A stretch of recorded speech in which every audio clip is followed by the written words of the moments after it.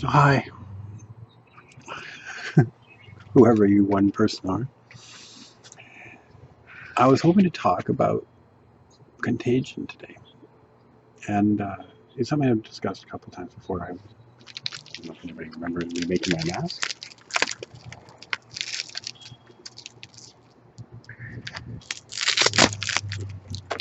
And of course, we make one of these here.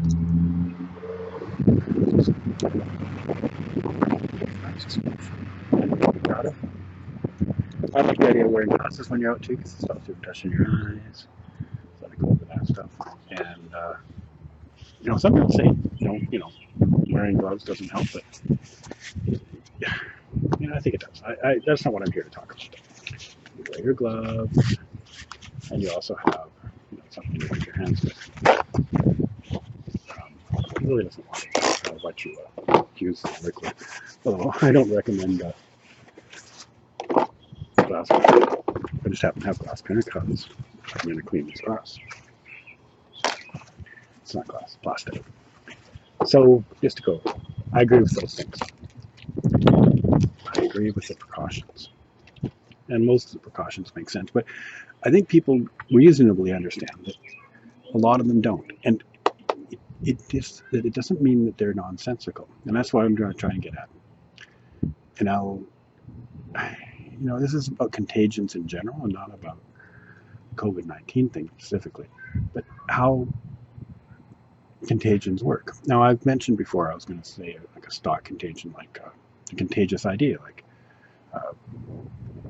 Tom Hanks is gay, or Hillary Duff is a pedophile, or all these contagious ideas. Contagious ideas are similar to contagious diseases. They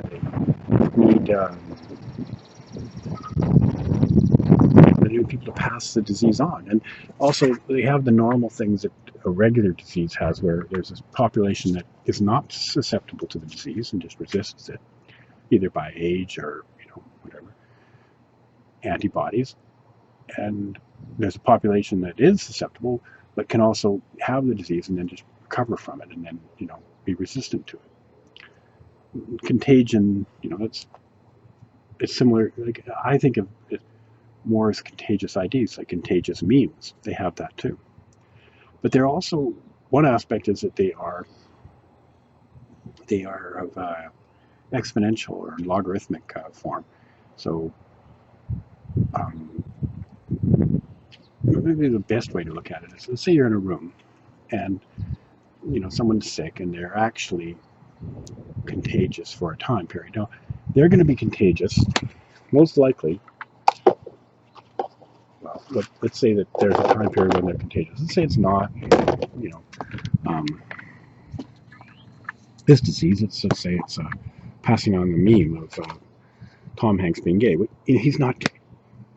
But let's say there's a time when they first get infected with that notion. It's time zero. And then there's a while before it builds. And then they're spreading that notion. Let's say it's 3 days from now.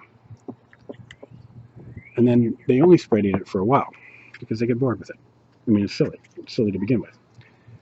And then they might be supporting it, or they might show symptoms of it, but they're no longer spreading it. Maybe people get bored with them or whatever. Or that time period where they're spreading it is pretty low. Now the number of instances where they spread it is quite often logarithmic. So that's like 10 times they spread it, 100 times they spread it, 1,000 times they spread it. They put it on social media and it gets out to thousands of people. But it goes up quite often in a logarithmic kind of form like that, if it is very contagious. And that's the sort of promiscuity of contagious ideas. They aren't, it's not like having children. You can't easily have 35 children. I mean, the Saudi Arabian prince had 100, maybe 50 or whatever.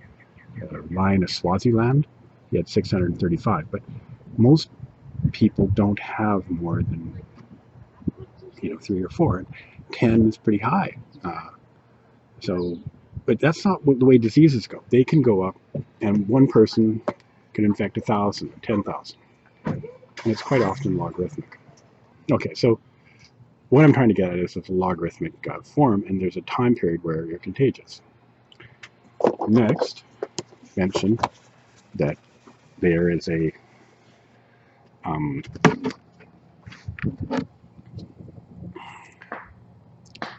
there's a threshold of the contagious particle, whatever it's a meme, people have to speak about valley speak or something like that, or you have to see a bunch of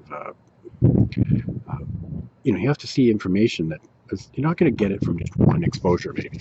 And so if you think like how many exposures do you need before you catch it, it's quite often going to be something like that. And this is, you catch it. At a certain point you're going to get inundated, and no matter if you hear it 4,000 times, you're not going to get it. You're not going to get caught with it. And it's again going to be logarithmic. So 200 times you might get caught with it, or let's say that's obviously at 4,000 times or not, but let's say 40 times. That's about as much as going to affect you. Logarithmically going down, that could be 4 times. So if you heard it 4 times, that's kind of like in the sweet spot. So you hear it 40 times, you're going to max out. If you hear it like 1 time, it's very unlikely you're going to get that contagion. So that's similar to diseases as well. I mean, there are ways where diseases are transmitted better when there's multiple strains of the disease, or with RNA fragments that aren't correct on one virus particle, they're compensated for by other virus particles attacking the same cell. That kind of threshold thing exists in diseases as well. And that sort of suggests that there is a threshold.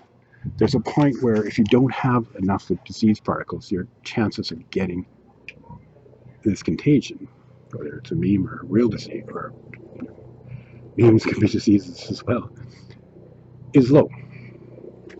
So let's say, basically, that's a couple points I'm trying to get at here. One is threshold. And the next one I want to get at is that a lot of different infection routes follow a logarithm, either, depending on how we look at it, exponentially decreasing or increasing capabilities. So one way to look at that, let's get rid of that for now, is let's say you've got somebody who's infectious, and they're spreading it at a point. Maybe they're near you at the supermarket. You're standing in line, and they're coughing behind you, and there's a wind blowing your way. So they're right there, and you're down here. Here's this person, and they're being, you've got that 2 meters between you, but there's a slow, steady wind blowing between you two, and they're coughing, and the particles are going towards you. Now, I generally don't think that people transmit diseases outdoors for the most part, but there probably are situations that say, you're standing, right here, and here's the little pathway with your little circles you're standing on. That might be a more contagious situation because it's very steady wind. They are close. The air flow you're in is kind of in stratified. If it's very slow wind and the airflow is kind of stratified, and so you might say that is a situation where it's a bit of concern. Potentially you're inside the threshold there. However, if you look at it a little bit more, let's say you're twice as far away.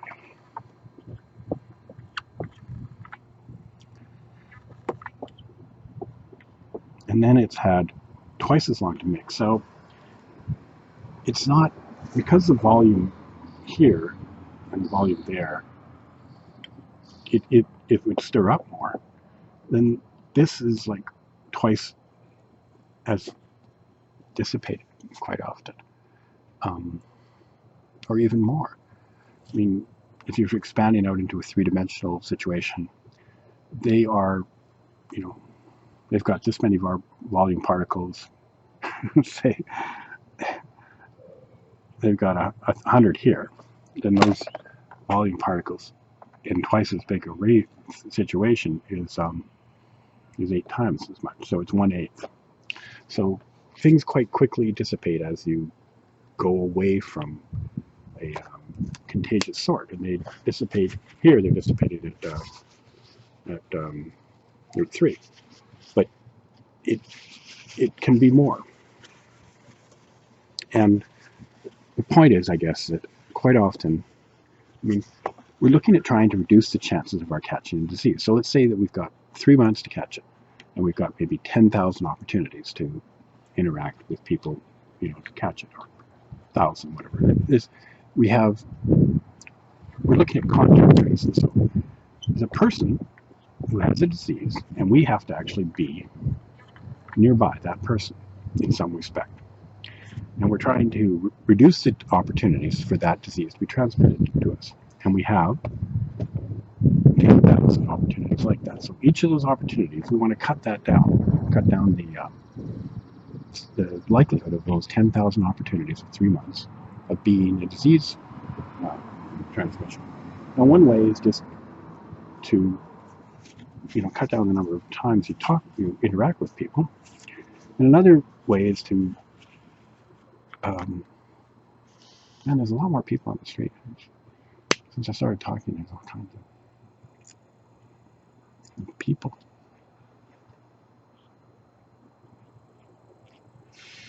I mean, normally there's, sorry, I shouldn't whisper. Just a second.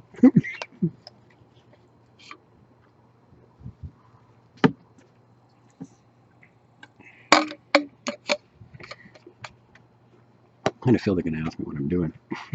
The point I get at is that a lot of disease transfer vectors fall off at exponential rates for different forces, different things that are happening around them.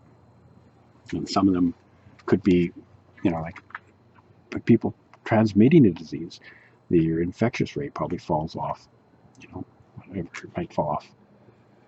If they've had the disease for 2 weeks, you know, the rate of them transmitting it now may be 1,000 times lower than it was when they were first infectious, or less. You know, I mean, a month later, it's probably 0. The thing is, here's them being contagious, and here's them being symptomatic. So, generally speaking, we're going to know about them here when they're symptomatic, when they're showing symptoms, when they're coughing, or when they're, you know, trying to say that Hillary Duff is a pedophile or whatever, something stupid. And here, when they're contagious and spreading the disease, might be a different point. Here, when we're symptomatic, maybe we're seeing them online, you know, on Reddit or whatever, and they've got like, you know, 10,000 people who are talking about them, but they're all idiots. They're all calling them idiots. Here, when they're contagious, they're spreading the notion around a susceptible population. You know, that's pretty. When the thing's catching on, when you're actually spreading it, might not be when you're showing symptoms, and it certainly might not be when you're really, really, really, really sick too. I mean, people who are really, really sick are down here. You know, they're in ICU. You know, that could be weeks later. So, if you're trying to trace the contacts for people who are in ICU, that's not so valuable because you're going back here, which is like 3 weeks or something like that, trying to figure out who these people contacted, you know, who that guy contacted back there. So all this, what I'm getting at is this contact tracing business, while it's valuable, it makes sense, it's probably not as valuable, and it requires a bit of, you know, if we're going to trace contacts people are making here, you know, all these guys' contacts, and that's not going to be very helpful because this guy isn't contagious. He was contagious back here, and, you know, it's going to be harder to find out the people, you know, when he was healthy, who he spoke to on the bus, or where he passed, or even when he got the disease. So we don't know when that time period is. We don't know how far back he was contagious. And we just basically have this information, which is unrelated to the contagious vectors, the contacts that are contagious. So that's pretty common. That's why I see this business about we want to invade people's cell phones and stuff. Remember what I was going to get at, and that is the effect of social networks. Effect of networks, and it's they don't have to be social networks. They have to be some way to contact people. I mean, the people that sat on the seat in front of you on the bus are not really part of your social network. But let's just look at it, and I'll make an analogy here. So let's say we've got the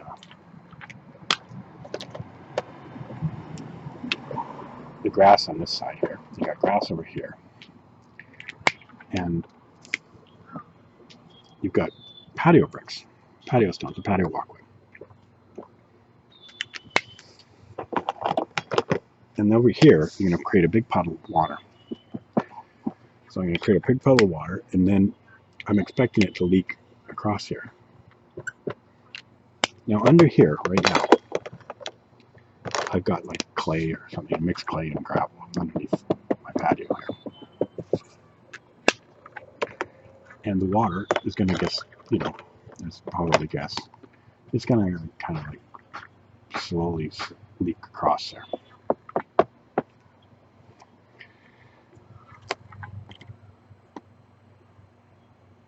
It might take quite a while because every point has to push water further, and then the hydrostatic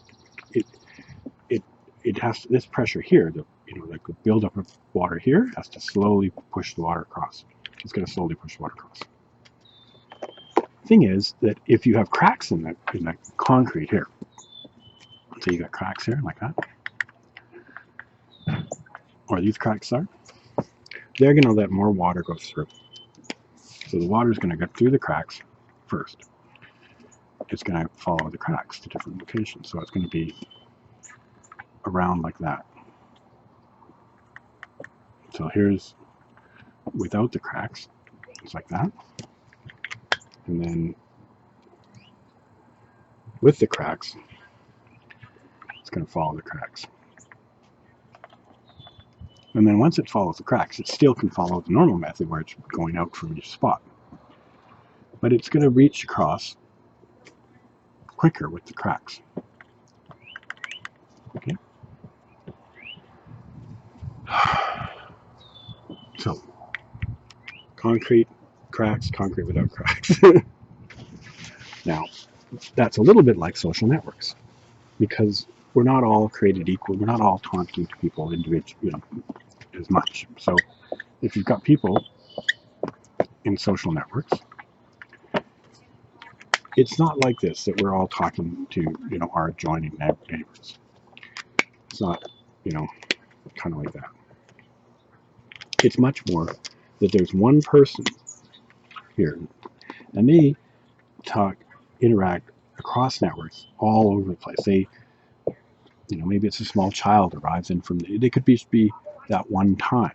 They could be a kid with no symptoms. Maybe he's crying in the airport and has to go to ICU. He could be in contact with 10,000 people in a day. With, be contagious with an idea. It doesn't have to be contagious with a disease. It could be contagious with a meme. Somebody arrives from, I don't know, Iran with an interesting idea that is spread to a lot of people. It can go up. It goes up in great, has a much wider influence.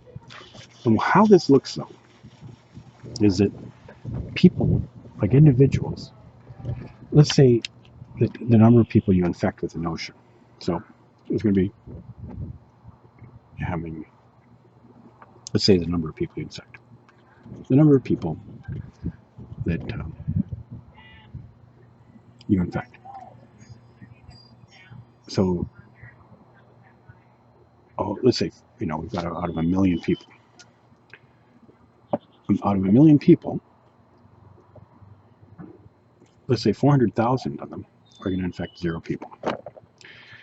And then maybe 200,000, do this logarithmically, 200,000 are going to infect 1 person. And then 100,000 are going to affect 2 people. There's your family groups. Let's say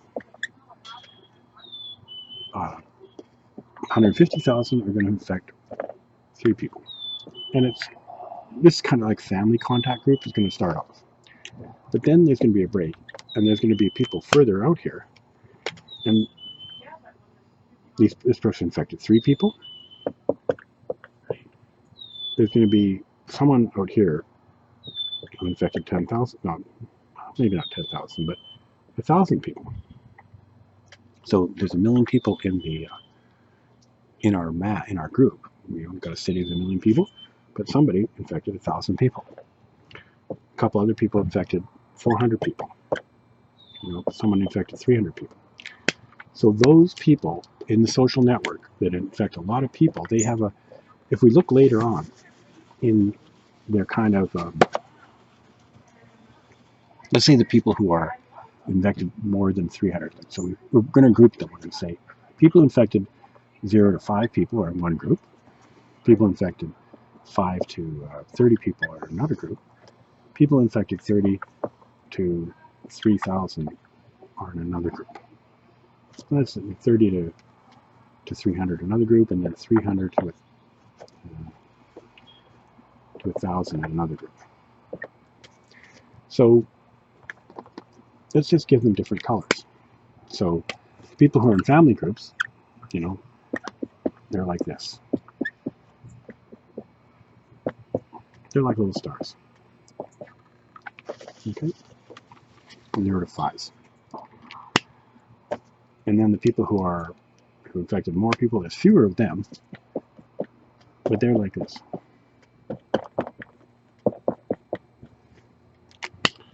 Now the people who infected 30 people, they're, kind of like that. In the proportion of how much they're in the network represents how much ink I put on there. They've infected 30 people. There's more ink for them, even though there's only 2 or 3 of them. And now, the people who infected 300. Now, they're not. Let's say there's only 1 or 2 of them, but that guy is like that.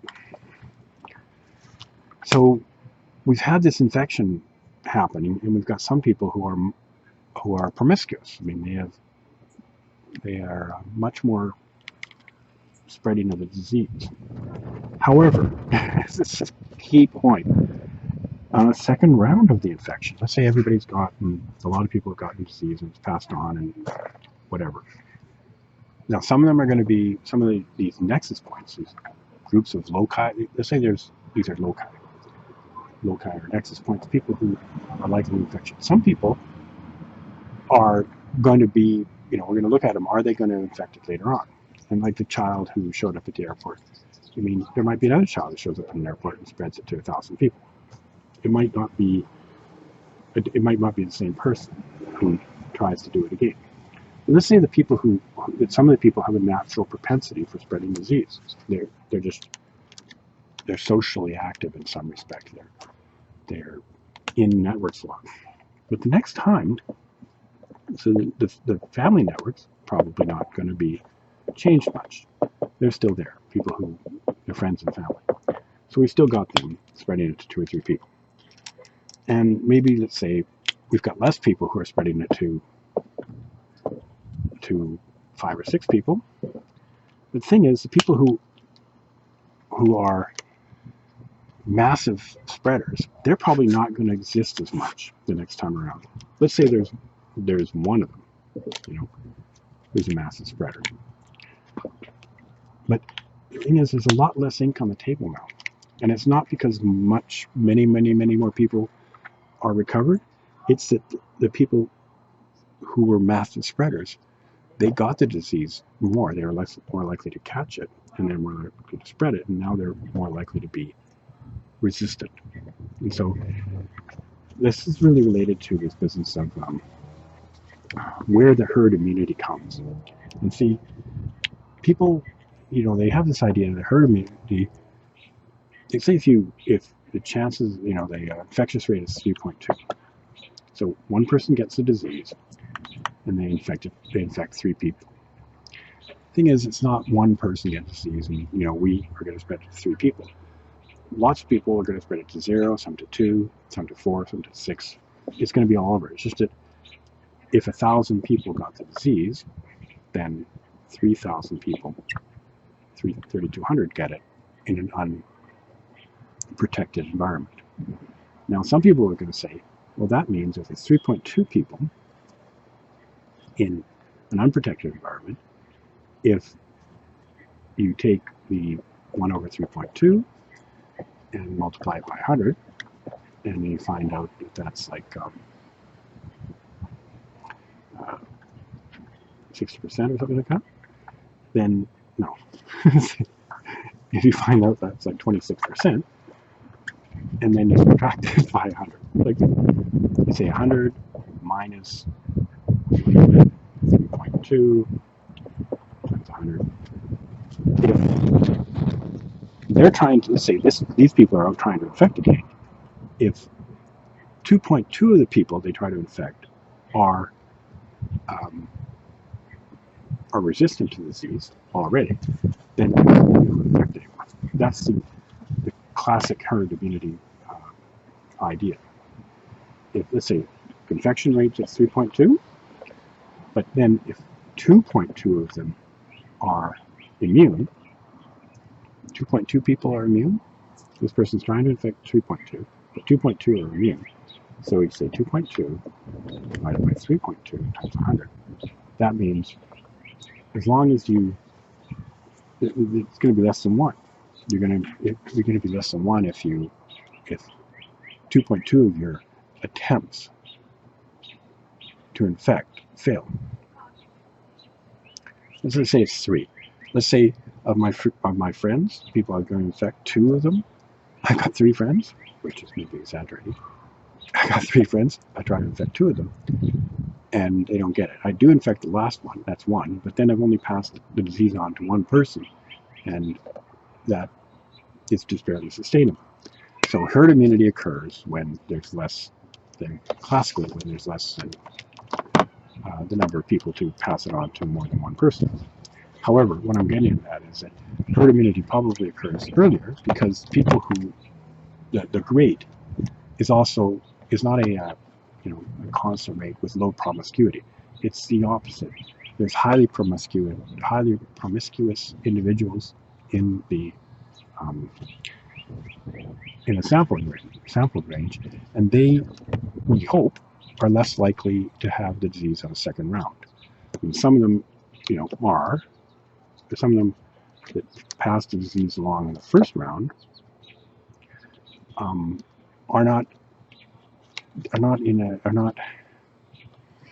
naturally social. They're not really nexus points at that form.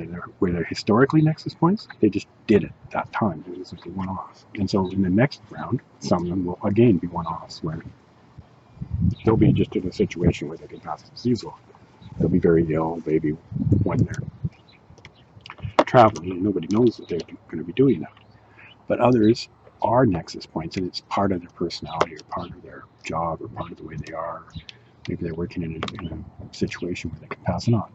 So in the second round, the herd immunity is likely, in my opinion, might be different because of the nature of how social networks operate. It's a bit bright out here. I was talking about contagion. I had this pictures. But I guess there's other examples of how things are kind of I'm thinking of some things that are logarithmic. One is kind of the temperature business. So people talk that the temperature doesn't affect the COVID virus. Maybe let's deal with this particular thing. So people have a couple ideas of how COVID is spread. Let's say one of them is that it's on surfaces. So people cough, it gets on a surface. That's a person coughing. It gets on a surface. Let's say that's something people touch at the supermarket. Okay, like oranges. Let's make them orange. And then somebody else comes by a little later, and they also touch them. So that's the transmission method for this disease. It's gone like that. And that's partly because people believe that the COVID virus is not. So there's three methods. One is airborne, and the other is what is it? It's going to live in the air for quite a while. One is it's just in the air for a minute, and then another is that it's you touch something, and because it's landed on it. So let's just look at the first. So you've got the one where it's airborne, and that's basically where that's like the measles. I mean, they're really small particles, and they stay in the air for quite a while. Influenza, I think, is on the edge of being airborne, and it's, let's say, if you look at it, it's like a smoky room. Things would be stratified. There's the air, and it's on the ground, and it's not moving that much. And the air up above, it's not moving that much. And so if you're in, let's say, a small room, like you're sleeping in the same room with somebody, and you're both on beds, and you're going to get those virus particles at the same stratum level as your bed. So it's pretty it could be quite concentrated. And how long they last in there as airborne particles, which people say COVID is really not airborne. It's air. It can be air transmitted, but it falls. So this is COVID. We're just going to say COVID is like that. Okay, that's what people are saying. However, it could also be that there's a likelihood of it staying in the air longer if it's humid and warm. That doesn't mean that that's the major transmission route. It just means that it could be a secondary transmission route in some cases. Like if you're sleeping in the same room with somebody who's very ill, let's say you're in Guatemala. Say this is a room in Guatemala, and you've got a bed here, and there's another bed here, and a crib here. Now, and this is a sick person here. Now that is a much better opportunity to transmit the disease in a lot of situations here. So high population density, number of people, can make a big difference. So if you are in this situation, and it could be humid and warm, and these particles could have very little time in the air. It's just people are coughing right on you, and so they can transmit the disease. So this method could be very, very effective. So a method, though, could have a timeline to it. This method, which is being in it has a timeline for how long it's going to operate. So let's say methods, and they can have a time, and they're going to have a time that is not not everybody's going to have that method. So let's say the method is Guatemala. Method is called Guatemala, and it's got a time. And let's say that time is 20 seconds. And then if you're out at 2 minutes, it's much lower. So it's falling. So we're saying that your chances of getting the disease, let's say that's like 1/10 in that room with somebody who's infectious, you've got 20 seconds to get it from them because the disease particles are falling off. So this method, like a very, very, somebody coughing on you on the bus, or someone sitting beside you and coughing directly in your face, that direct method could be, let's say it's very humid and warm, this direct method is still going to be effective, but it's only going to be effective for short time periods. So methods of transmission have time periods. Similarly, let's say the method is touching something. By the way, I know this is boring. This is the peas and carrots. People don't say these can go on to these things because they're just dull.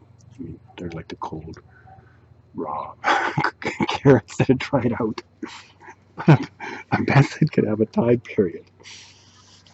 Let's think of other methods, okay? Let's say you're running in a field. Somebody else is with you. You're playing a game. Let's say it's like soccer. Somebody is running near you, they cough, and you wander by later. You've really got to be doing it like within half a second. So this method, which is soccer, call it soccer, is a time period, and the time period is like half a second. Because after that, you're not gonna. You have to be either wrestling with this person in physical contact with them, or you have to walk through in like a second, because otherwise, the air is going to dissipate it. I mean, I'm making it the number, but different methods are going to have different time periods that work. The thing that was getting at, if you have a whole bunch of methods, let's say you have a whole bunch of methods that are ahead of you in the queue, method G, method A, they might be preferentially picked because they're ahead. Let's say you've got method F, and these are falling in an exponential form. So you have 1,000 times more here, 100 times more here, 10 times more here, and then 1. So these are going to be picked first if they exist. So method 1, let's say that's being sharing a room with somebody. Okay? But let's say you don't share a room with somebody. Okay, you don't have method 1. Method 2, following right after somebody while you're playing soccer. Maybe you don't play soccer. So then you've got method 3, where you're touching something where, within 2-3 minutes or something at the store. You get that one. Then you've got method 4, where you're in the supermarket and you're in a cool area of the supermarket, and it's been 3 minutes and somebody else has gone there, but let's just look at that one. So there's the virus particle.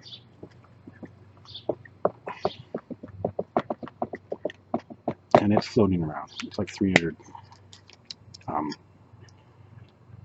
In its real form, it's not a globule. I guess it's actually kind of a bit strandy. When it's floating. When we isolate it, it can be a globule, but I don't think it's like that in normal life. And then it's covered with like a lipid membrane, kind of like a buttery lipid membrane. But if it's cool, and these things are really small, this is like a hard shell, like a coconut. At that scale, it's like a coconut, and how things could get in and out of it. But it's affected by humidity and warmth and temperature. So when it's warm and it's humid, this kind of dissipates, and the salt sort of form, like the way the salt molecules just form with the ionic. So this is a lipid. Lipids have water in them quite often, and if it's humid, this tends to dissipate. This breaks this down. So this thing has a lot less of a time period as an airborne particle in a humid environment. Now that's not going to matter too much if the main transmission methods aren't airborne, and airborne might not be that common because airborne requires it to be stuck inside the air, kind of like smoke from someone's cigar. Because just as you can imagine how smoke from a cigar could be much more likely to reach you, virus particles can be much more likely to reach you. This isn't known to occur that likely, because we know that uh, warm, humid environments have actually transmitted the disease. But we're not really sure if they were transmitting both in a humid and warm environment, because places that are warm and humid, like the weather, people go out of their way to not be in the warm and humid places. They have places underground they go. They have, you know, like China and Iran had 4,000 years to figure out, how to keep things cool. And a lot of people live underground, or they spend time in subways or whatever. So we don't know for sure that the disease is transmitted in a warm and humid situation. We know that it is known that influenza, which is not coronavirus, does have a much lower transmission when it's warm and humid. And they did this experiment. So they had like cages, and they're all separated out. And they had guinea pigs in there. And some of the guinea pigs have the disease. And anyway, they change the temperature of these things. So here it would be warm, high temperature, and here it would be cold. And they also did it where humidity high, humidity low. And they found that, they did, a matrix of this. And they found that when it was high temperature and high humidity, virtually no transmission of diseases occurred. So these would be like a foot apart, and these guinea pigs would not catch the disease. But it was low humidity, low temperature, and low humidity. They had much higher transmission rates. So for influenza, anyway, which they're giving these guinea pigs, it is transmitted like that. Now, the thing is, it doesn't mean that coronavirus transmits that way. It just means that it doesn't mean anything. It's talking about how the reason it could possibly be something, though, is that the methods of other methods of transmission could be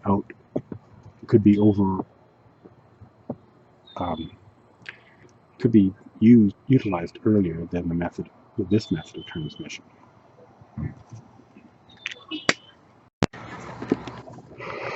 So I brought the dog out because why not? Last one, hopefully the last business, is I want to talk about kind of the logarithmic decrease, the sort of exponential relationship of some methods of transmission, and how, we're hearing all this business about how that won't transmit disease, and we hear contradictory, things that seem to contradict each other. But I would hope to say that, a lot of things aren't as contradictory as it might seem. Some of course are, but anyway, let's get at what point I'm trying to get at. First of all, just dispel a couple of, not dispel, but just deal with a couple of, I guess I would say, rumors or facts, whatever. It's reported rate.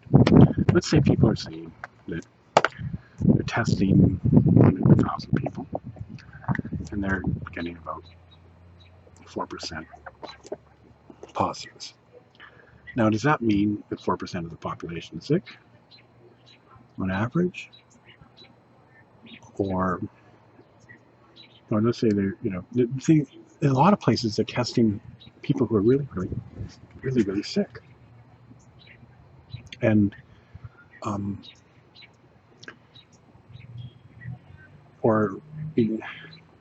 so they're pretty, we're not testing, and doctors and medical professionals have not decided that the best thing to do is to test everybody pervasively. They don't see that as the methodology that seems to work, or that's how I see what they're doing. You see places like Iceland who have tested most vectors, and they have one of their big industries there is RNA, DNA testing. So, they had a large labs that they could mobilized to do that right away. And they didn't have that bad an infection rate either. So, they thought I guess they thought they'd show off their abilities to test everybody under the sun. I mean, these islands too, they have a natural capability to sort of trace down contact routes. So it's kind of attractive for them to do it.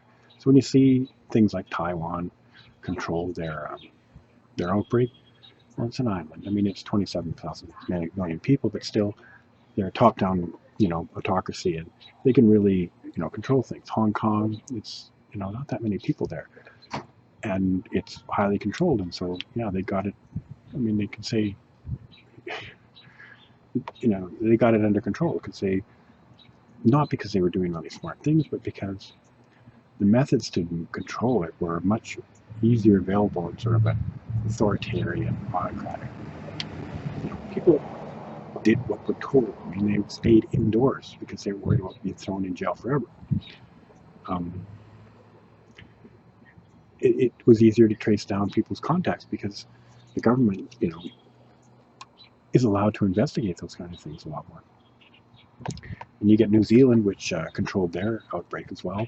Well, they're a widely dispersed, their population aren't really in concentrated areas. They don't have a lot of, they don't have a lot of the methodologies to transmit the disease, like subways and underground shopping malls, and I guess they've got huge meat packing plants for all the sheep, but maybe they didn't have an outbreak there. It didn't get in there. By the way, the meat packing plants, I mean, that just makes sense that they're a transmission point. It's cool, it's dry, low humidity. They try to keep humidity low because you don't want it. You don't want it humid in there. And there's lots of people packed in close cons, and together. They're working like beside each other, cutting up meat, putting it in, distributing it. So that, I mean, the cool and dry matters, and also the fact they're in close contact. So when you say, okay, like Taiwan and Hong Kong and New Zealand were success rates, well, I don't really know if they had to do anything to be successes. They could have, done everything to try to transmit the disease, and still it would not have. Well, I can't really say that. Of course, they did some smart things. But when you look at like places that weren't successes, I mean, that were transmitted a lot, well, Italy has several really dense populated cities. They have, metros. They have underground metros that have. They have a lot of people. They have a democratic environment where you can't just force people to stop, go home. And New York is the same thing. I mean, the president of the nation can't shut down the subway there. They can't control their borders. It's open season, and so the capability to shut down the transmission of the disease is smaller, and the capability to trace who, what, were contacts. I mean, that doesn't exist. I mean, because these aren't autocratic, highly controlled nations. So everybody's getting, these guys did this wrong, these guys did that wrong. Well, by geography and the way things are set up, some places were just generally going to have it. Like a metro. Metros are dangerous. Meat packing plants are dangerous. Some locations are dangerous. Buses were dangerous. Schools, a cool school with lots of places, lots of people, that's going to transmit a lot of disease. I think everybody realizes that these nursing homes are dangerous, but the real danger was that the people outside the nursing homes brought it in. And how did they bring it in? They brought it in because it became endemic in society. It became endemic in society because of things like metros or meatpacking plants or locations that naturally are going to transmit the disease more. And now it's time to see the buses are just operating as well. All the way through this. No changes whatsoever. Anyhow, past that, I wanted to get on to another point, which is that that environmental factors or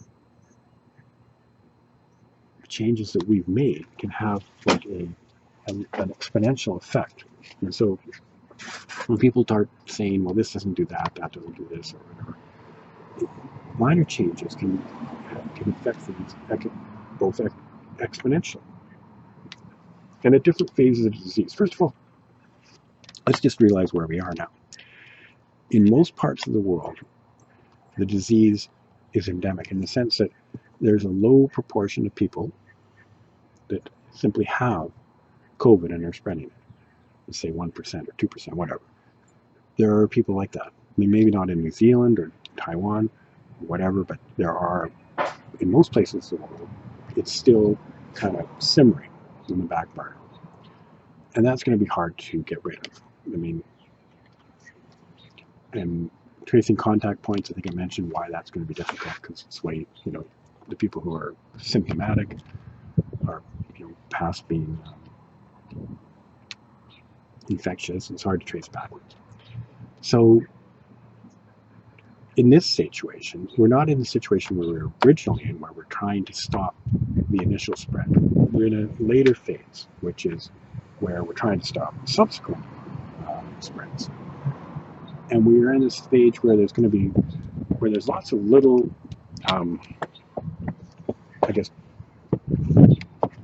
point infections that are going to come out, and how to control those point infections. My theory is it's because there's different methods. And different methods fall in what might be called different. They can be some of them are controlled by environmental factors or things that we can control that can reduce or accelerate these infection rates by orders of magnitude. So let's say we've got one infection, which is getting diseases in a public place where you're going indoors, like let's say the store. One's a store, one is an exercise place, and let's say another one would be a pub.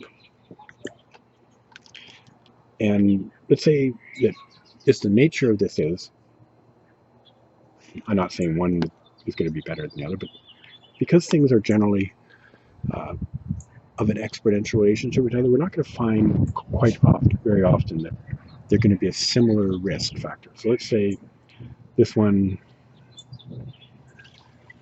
is 100, that one's 10, this is 1. So the chances of getting diseases of these three different things, it falls as an exponential factor.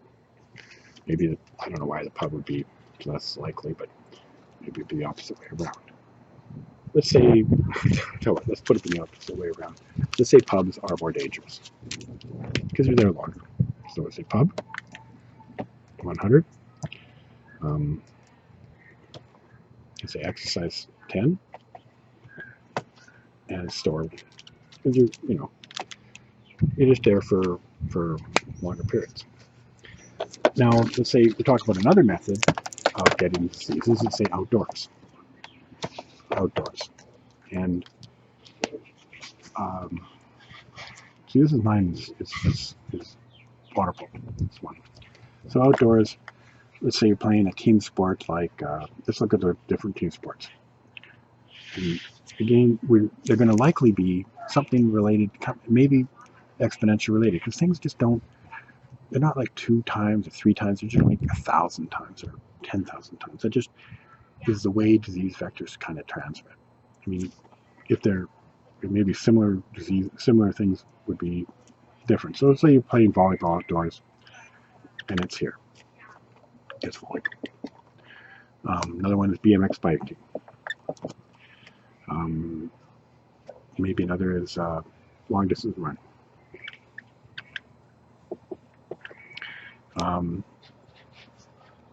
What's one where you're close to each other? In a confined area, baseball, because you're sort of in those dugouts. So let's say that falls, 1,000, 100, 10, 1. We haven't got anybody down there.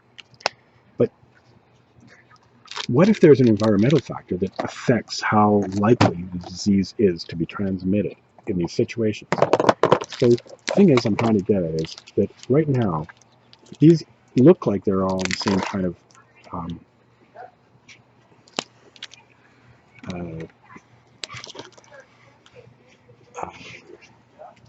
rates. They're comparable, but if you've got like an environmental factor, let's say this is like it suddenly gets warmer. Let's say it suddenly gets warmer, and that starts pushing these down to being really unlikely.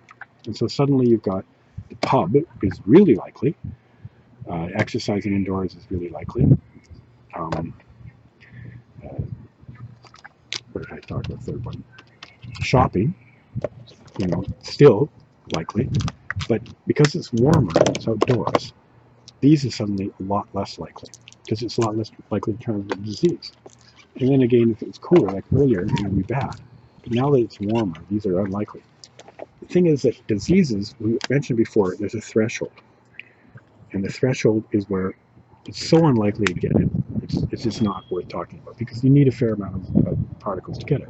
So that at that point, you'd be able to say, hey, if we're playing volleyball, or we're doing BMX, these are, I didn't make it that clear, but that's BMX. If we're playing volleyball, it's below the threshold. BMX is below the threshold. Long distance running in groups are below the threshold. You're not going to get disease.